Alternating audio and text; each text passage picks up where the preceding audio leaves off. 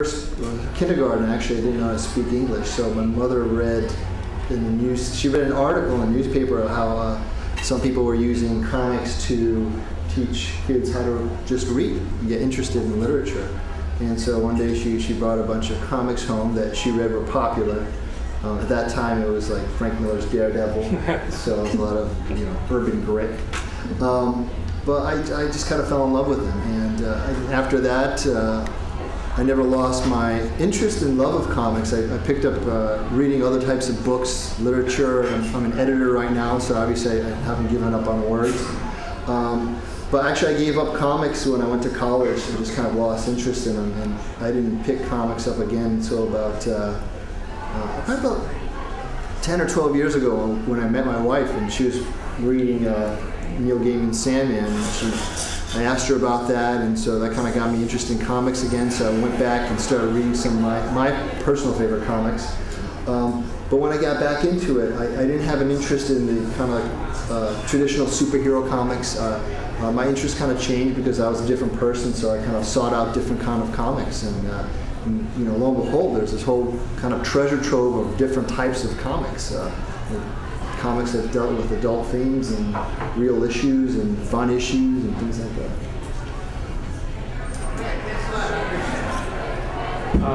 I would say that it's probably not quite as deep as hopefully it will be eventually.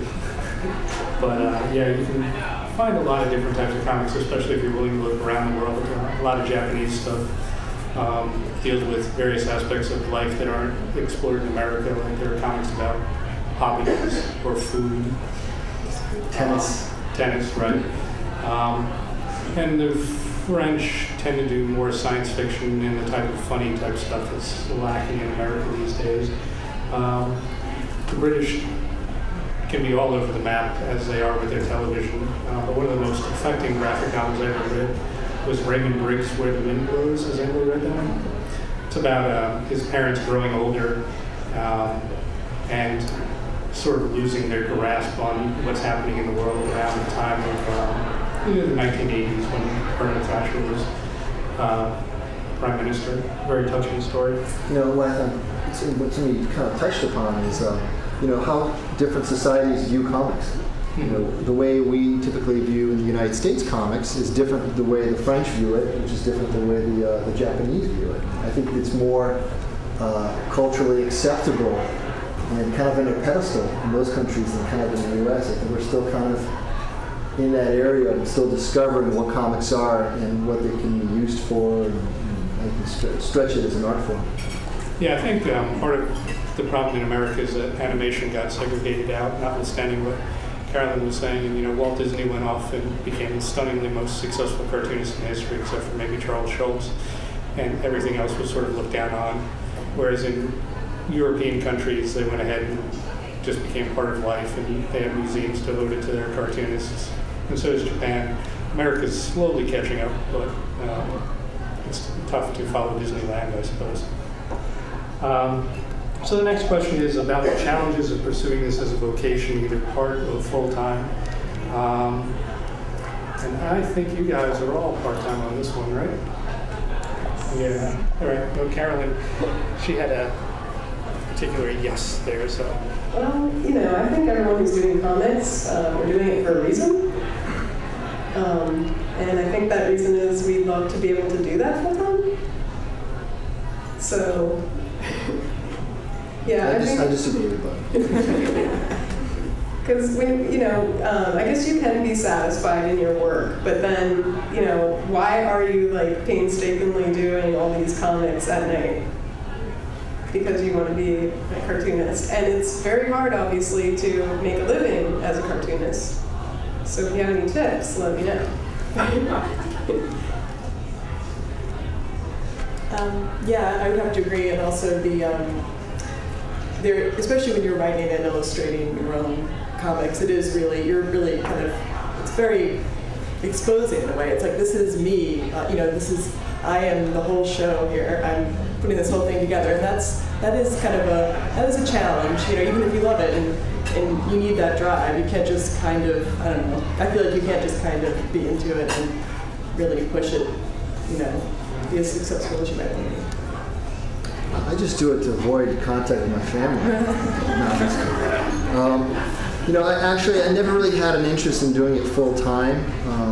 I kind of like my job, and actually having that kind of attitude kind of allows me to do what I want to do. Comic books is such a competitive field. It's kind of like almost like being a rock band or a movie star. You could be the hot artist today and everyone wants you, and then 5 years from now you're kind of like looking for just like a simple gig. It's so competitive and so much pressure that I kind of tip my hat to people who try to do it full time, but I think that's just so much stress is on them that I personally like to kind of do the comics that I want to do at the pace that I want to do it. Something that Molly said made me want to say more. It's in addition to actually like creating your story and your characters and making your book and self-publishing most likely your book, you have to like get out there and present your book to the audience and ask them to buy it and get the book in people's hands. And I think a lot of people don't realize that, because at first you're just like, hey, I want to make a comic. Like, how many people here actually like have made a comic or aspire to make a comic? Raise your hand. So, it's maybe like 40%. So, just to even make a comic is a miracle in itself.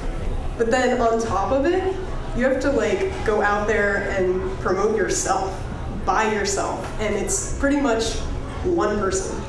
And you might have a team, and you might have some friends. So it's pretty much 5 people that are out there like supporting you. So, as far as I'm concerned, it's like just try to get your message out, and on top of that, like I said, you're not working full time, so you have like a staff of 5 volunteers who are helping you. So it is rough to make money in comics, but I still believe there's a way, and everyone just has to find their own way and their own fans and their own niche. That said, if you do make it successfully, you can make a stunning amount of money. The guy behind Garfield, Jim Davis, used to own his own jet. Charles Schultz's money is not going to give out anytime soon. He's got his own museum that his wife is running for him. Carolyn mentioned The Walking Dead, which is a comic book by Robert Kirkman, that he self-published, but now it's been optioned for television, and hopefully he's making money on that. Well, it's already on AMC. Right, it's on AMC? Yes. Yeah, so I think it's the third one's out. So, if you do actually get the brass ring, you can have the best of both worlds, have everybody seeing your characters and giving you money to tell more stories about your characters. Even Jeff Smith, the Bone that was mentioned earlier, he self-published that, and then jumped to a publisher and then self-published it again. What finally worked for him was when Scholastic picked it up and started pushing it to all those school children.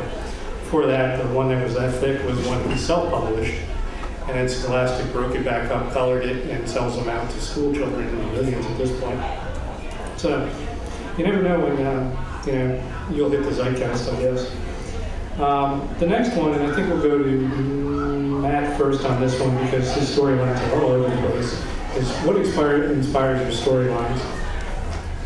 I don't really know. It's things that actually real life kind of inspires. It's usually some things that I might have seen. All right, let's start with the turtle. Why did you decide to tell the story of the turtle? All right. Well, like I said, it kind of it all starts from like real life events. The turtle thing, the way that started is that there's a pond near our house, and one day my wife and I were walking through the woods and came upon the pond, and we saw ducks and some frogs jumping around, and then we saw this big shadow come underneath the water, and all of a sudden all the animals just split. The frogs took off, it just got quiet. The ducks took off.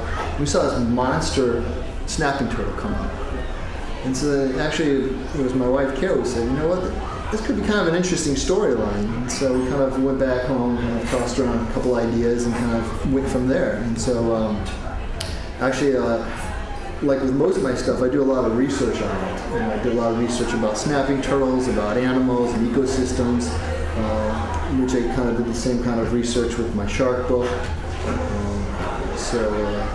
Again, for me, it's just a lot of times what's already what interests me is already what's happening in the world, like real things that I think are fascinating. And how about the Christian Heurich book? I mean, you tossed it off with beer a few minutes ago, but you and I had talked about it previously. Why did you decide to do that book? Where I work is in a building that overlooks the Christian Heurich building, so I'm staring at this building all the time.